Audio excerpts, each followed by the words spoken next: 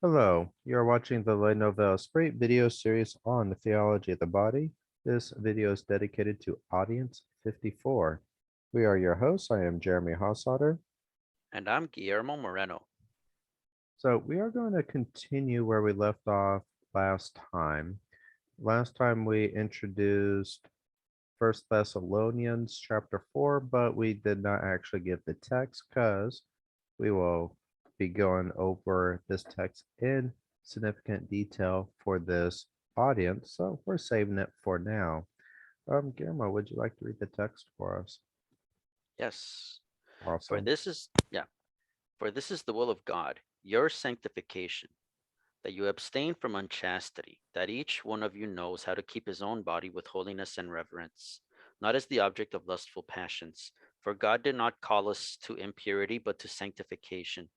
Therefore, whoever rejects these norms rejects not a man, but God, who gives his Holy Spirit to you. That's from 1 Thessalonians 4, 3 to 5, and 7 through 8. All right. So we've been looking at the topic of purity, chastity, unchastity, and now this text of First Thessalonians gives us another aspect to consider, that of sanctification. So when we look at First Thessalonians, we want to think about what is the meaning of purity. And we see in the text that purity involves keeping the body with holiness and reverence.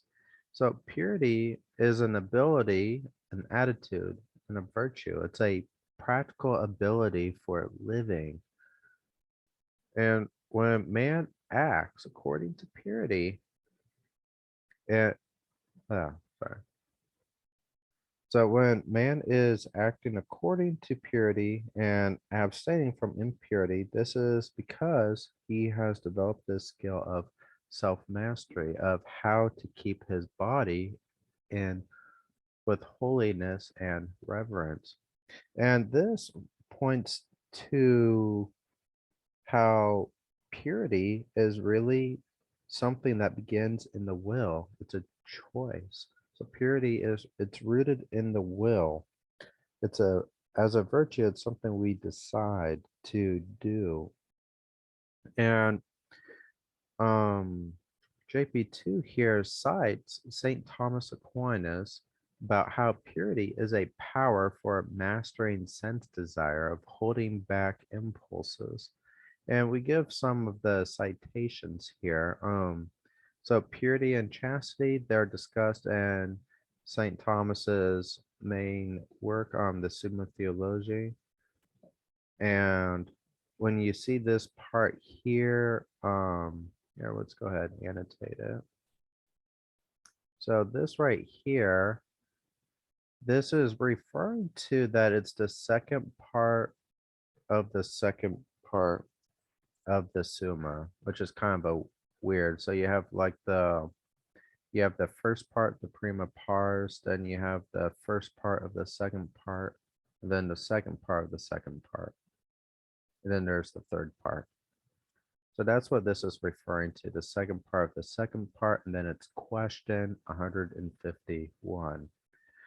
Um, there's a technical term that JP2 references, this appetitus concupiscibilis. Concupiscibilis. I'm sorry for all you Latin fans. I totally just butchered that. I'm sorry. But anyways, this Latin phrase right here, well, underline it. This Latin phrase in English essentially means the concupiscible appetite. And I looked it up in St. Thomas's corpus to figure out where at it's used. And in the context here, in terms of senses and sense desires and purity, I think we I think it could be found, or it is in the this part, the commentary on the sentences. So if you want a text to look at where this idea is coming from, you can look at the commentary on the sentences. Um, I forgot what the two represents, but this is dispute, disputation 21, then it's question 1, article 2. I was saying maybe that's just the second part. Um, so if you want a couple places where to look in St. Thomas on this matter, we have those listed there. And if you're wondering what is an appetite, we did define that in audience 40. JP2 actually gave a very nice definition of that in audience 40. And let's see. Guillermo, do you have anything you'd like to add at this point about this? I think that when it comes to, yes, I do. All So when it right. comes to the meaning of purity, it's just not, well, looking at the first point, purity is keeping the body with holiness and reverence. Now, I'm thinking in terms of a positive act, meaning something done intentionally on purpose. So holiness, I fail to find a verb for that, but reverence, there's something about purity. It means to revere uh the our creation as men and women. It means to uphold, and I would say defend the dignity of the human person. And when it comes to purity, especially in the realm of sexuality, I do see purity in this sense as an action as well as a noun. All right. Yeah, I appreciate that. We are going to be diving more into this, the the meaning of reverence in this audience. That's Yes. good that you give us kind of an initial direction where we're headed with this kind of defense of the dignity of the human person. That's precisely how we want to begin thinking about reverence. Um, so if you wanted to look at in TOB 40, here, we'll go ahead and write on here. In Article 5, JP2 gives a definition of appetite, and it's the one that we cited in our video.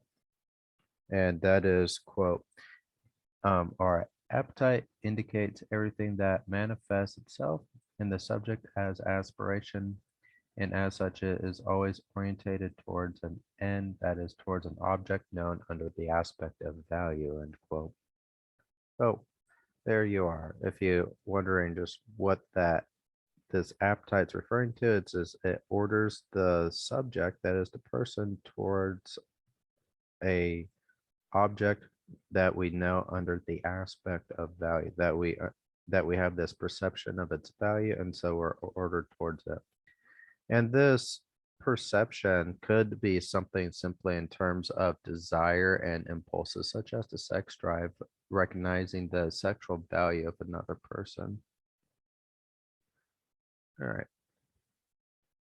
And an important point that St. Thomas and JP2 both make is that purity is a part of the virtue of temperance. And again, I have the slide or the source here for understanding St. Thomas' meaning of temperance. You can go to question 151 again. All right. So let's talk a moment about St. Thomas. So he is a doctor of the church, one of the church's most famous and foremost theologians and saints. He was alive in the 13th century. What he's really known for is integrating the best of Aristotle and Plato within Christian philosophy and revelation. He takes the content of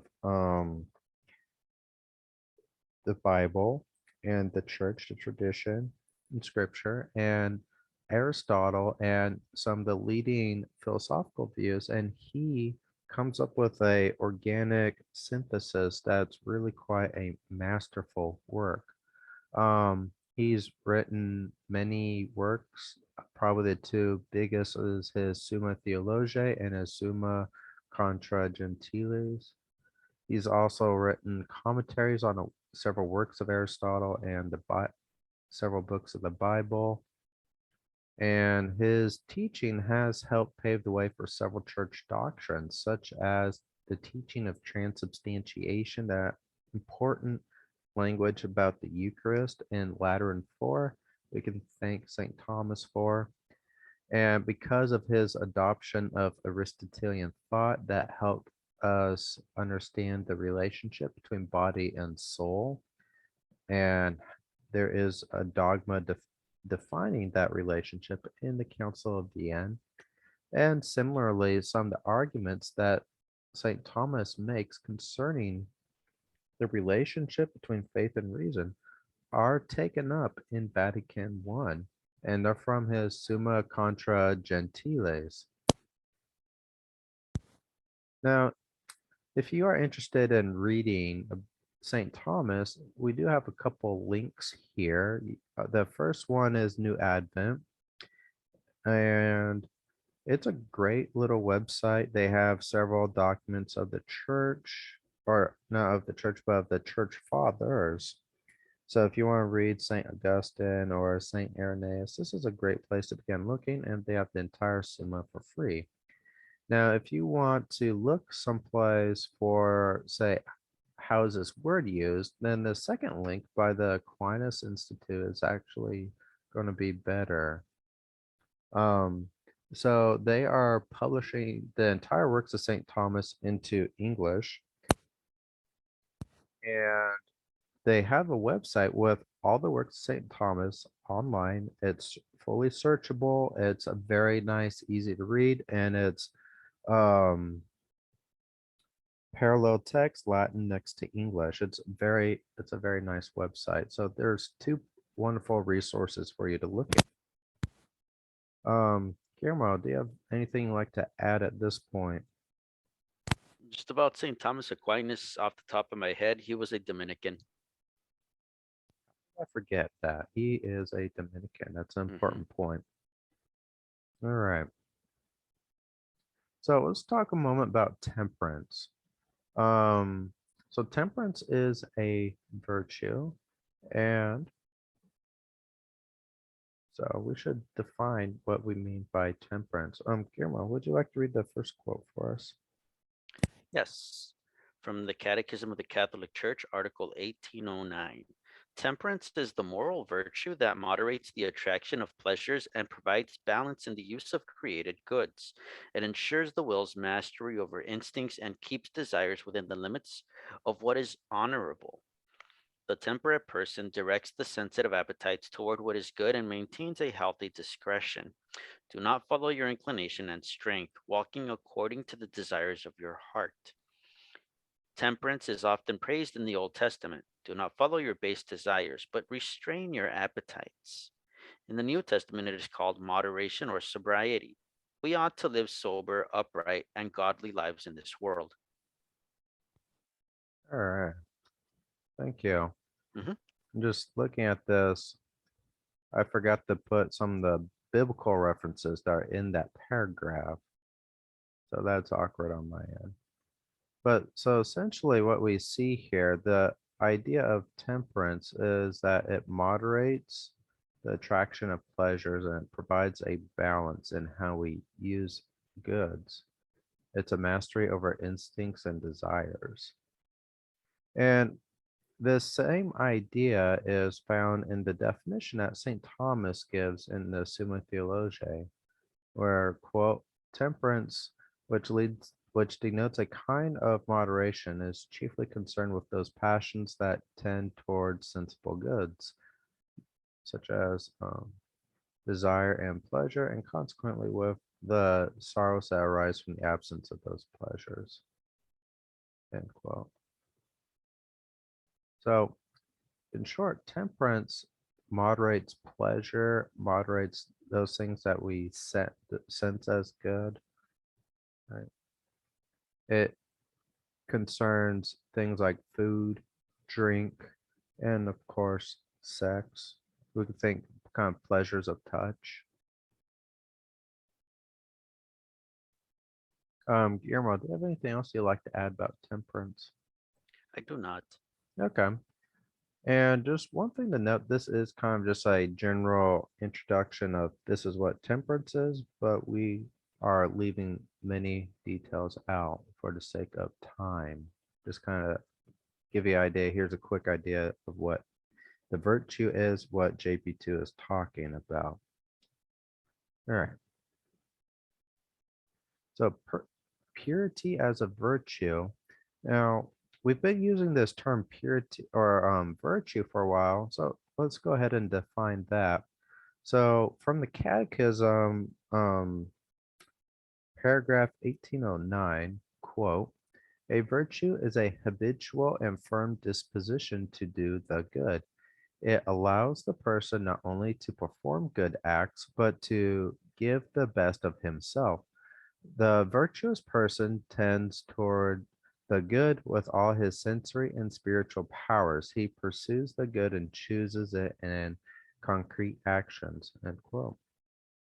So, a virtue is a habitual and firm disposition to do the good. And this is going to have its roots in the will because it's something that you're going to have to choose to perform and choose to do. There is a lot we can say about virtue as well, but we are going to leave you with this kind of nugget. Um, if you are interested in reading about the topic of virtues, um, the classic place to begin reading about virtue is Aristotle's Nicomachean Ethics, because that is kind of that really begins the virtue tradition, is that text. That is the place to look at. It's been a foundation of Western civilization and for just philosophy in general.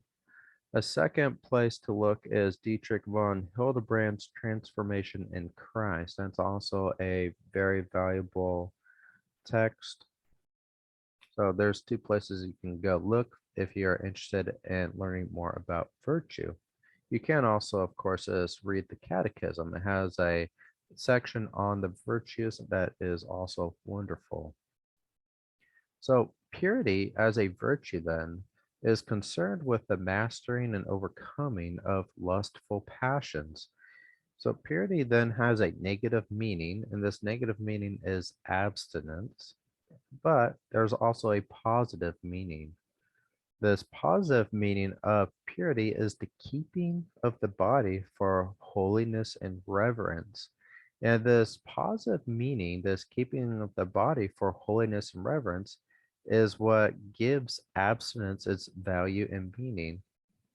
So, this negative function of purity as abstinence does not have meaning or value until you understand what it's there for. That is to keep the body in holiness and reverence. You have to have that in mind if you are going to understand what role abstinence has. It's very easy for us to get into a habit of seeing just negative things by the church, like don't do this, don't do that, and just take a very legalistic attitude.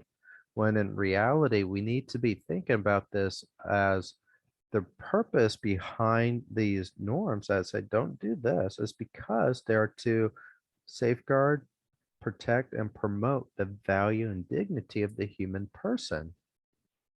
In this case, also the sexual value of the person is at stake, and the keeping of the body for holiness and reverence. So, abstinence then, in essence, requires us to overcome something that spontaneously arises within us. And this thing that spontaneously arises is due to inclinations, attraction, instinct, and value, all within the sensual sphere. Within the senses, we get these various impulses, and we have to learn how to overcome them, how to master them, and abstinence is how we can do that. Guillermo, do you have anything you'd like to add at this point? I do not. All right. So, purity as reverence. Purity is an ability of man's faculties and a manifestation of the life in the spirit. So, reverent or purity as reverence is born within every man, or it's born with a man for everything that is bodily and sexual with regard to the self and others. Now, reverence is the most essential power for keeping the body with holiness. It is a spiritual power. And at this point, JP2 is going to introduce to us the text of First Corinthians. Did I forget the? I wonder if there's a typo there now. A typo, or did I forget the chapter? I think it's supposed to be chapter 12. Let's see Of here. what? Notice there's a hyphen between 12 and 18. Oh, Yeah, I'm looking up. Oh, there we go. It is supposed to be a semicolon. So it's First Corinthians chapter 12. We'll fix it right now. We'll make a little colon right there. Oop, there we go. So JP2 introduces the text here, and we'll be going more into First Corinthians 12 in the next audience. So don't worry about, I guess, too much about what's going on. In general, what we'll say is First Corinthians 12 introduces the analogy of the human body with Christ's church. And this is going to lead us to further insights into the theology of the body. And one observation JP2 makes about First Corinthians 12 is that it shows that the body deserves a certain respect. And because of this, we can connect the text of First Corinthians 12 to First Thessalonians 4, given that First Thessalonians 4 is talking about how we have to keep the body for reverence and holiness. That means that there is a certain respect that we have to have for the body. Do you have anything you'd like to add, Guillermo? not quite. I Not would quite. just be redundant. Okay. Okay. No worries. Yep. In that case, what we're going to do is continue on by talking a little bit about Dietrich von Hildebrand and the concept of reverence. Now, Dietrich von Hildebrand is never directly referenced in the theology of the body. However, I do believe that a lot of his ideas can be found implicitly or just obliquely referenced in the theology of the body, just not direct quotations like what we've seen or direct references with others. So, like Paul Ricoeur, we had some direct quotes and reference to, or say Freud and Marx and a lot of these other thinkers, but not Hildebrand. However, I believe Hildebrand's um, understanding of reverence can help us understand where JP2 is coming from with this concept. So, if we focus on his little book called The Art of Living, chapter 1, it is all about reverence. And reverence is opposed to pride and concupiscence. So Hildebrand talks about kind of two types of men that are opposed to the reverent man. One is the man of pride, who is presumptuous. He has this sham superiority. He sees himself as the measure of everything. And then you have the concupiscent man, the man who lives according to the flesh. And the man who lives according to the flesh and the eyes, he's not interested in anything unless it is agreeable, it brings satisfaction, or it's useful for him. And these are all themes that really sound familiar with what we've talked about so far in the last 50 some videos, especially the concupiscent man. And so, reverence, in opposition to the prideful man and concupiscent man, it entails a not filling of the world with one's own ego, but leaving space for it to unfold itself. It requires us to understand that the nobility and the dignity of being and the value of being, the value of things that exist, that there is value inherent within being. And so there is a autonomy of being that you can never treat existent things as just simply mere means for man's use. There's a sort of reverential attitude that all things demand a respect for. There is a value in everything, whether it's just simply the mere value that this thing exists, or when we talk about the human person, there's that particular special value that that places man be much higher as this kind of being versus say a rock.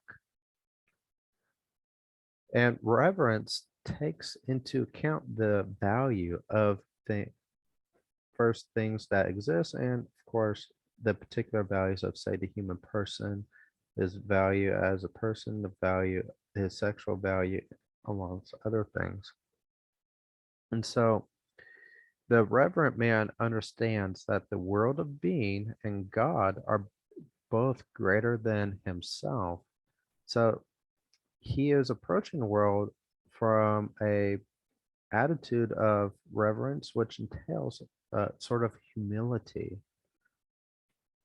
And so we have this wonderful quote about reverence. Guillermo, would you like to read it? Yes. Awesome. Quote, reverence is the presupposition for every response to value, every abandonment to something important, and it is at the same time an essential element of such response to value. Each time one gives oneself to the good and beautiful, each time one conforms to the inner law of value, the basic attitude of reverence is implied. End quote. Yeah. So when we start talking about our moral lives, in order to live morally, you have to be able to affirm, perceive, respond to values. There has to be this capacity of being able to perceive and interact with values. And reverence is that fundamental moral attitude that allows us to do precisely that because of how we approach the world, ourselves, and God, and of other men and women. So, reverence is going to be this fundamental moral attitude for us to be able to interact with values. And for JP2, where the discussion is in particular on reverence and the interactions between men and women and the sexual value being integrated with the value of the person. And we see a very similar train of thought with Hildebrand with this next quote. So, quote, the basic attitude of reverence is the presupposition for every true love, above all, the love of neighbor, because it alone opens our eyes to the value of men as spiritual persons, and because, without this awareness, no love is possible. Reverence for the beloved one is also an essential element of love. To give attention to the specific meaning and value of his individuality, to display consideration toward him, instead of forcing our wishes on him, is part of reverence. It is from reverence that there flows the willingness of a lover to grant the beloved the spiritual space needed to freely express his own individuality. All these elements of every true love flow from reverence. End quote.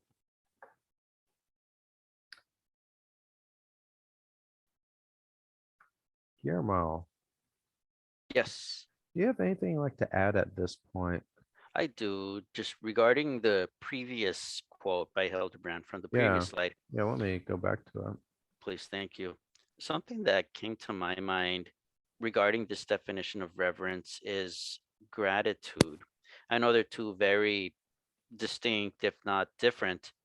Um, well, they are different concepts, but at the same time, okay, gratitude also is in a manner speaking the presupposition for every response to value. Um, what I think what they both have in common is an appreciation for um, I don't know if I'm saying it correctly, the object of the value, as opposed to taking it for granted or complaining that that object is not good enough. It's a very distinct approach that I'm taking, but it came to my mind reading this definition of reverence. I am greatly appreciative that you've brought up the concept of gratitude. That's actually another very important point that another one of those fundamental moral attitudes we have to have is this gratitude. Yeah, Precisely. I there's more I want to say, but I think I should just stop it here because we can really continue dragging this out. There is really a lot we can say about the virtues and yeah. All right. A wonderful essay on gratitude is by Rhonda Shervin. I believe you can find it online, actually. I think she has a website for that. So, with her works, she was a convert from pretty much Nietzschean nihilism to Christianity. So, she's a great person to look at. She converted to Catholicism from Nietzsche. Do you have any last comments, Guillermo? If I may pitch a book recommendation regarding virtues, I want to recommend Morality, the Catholic View by Servais Pinkers. He's a Dominican, and the book is originally in French.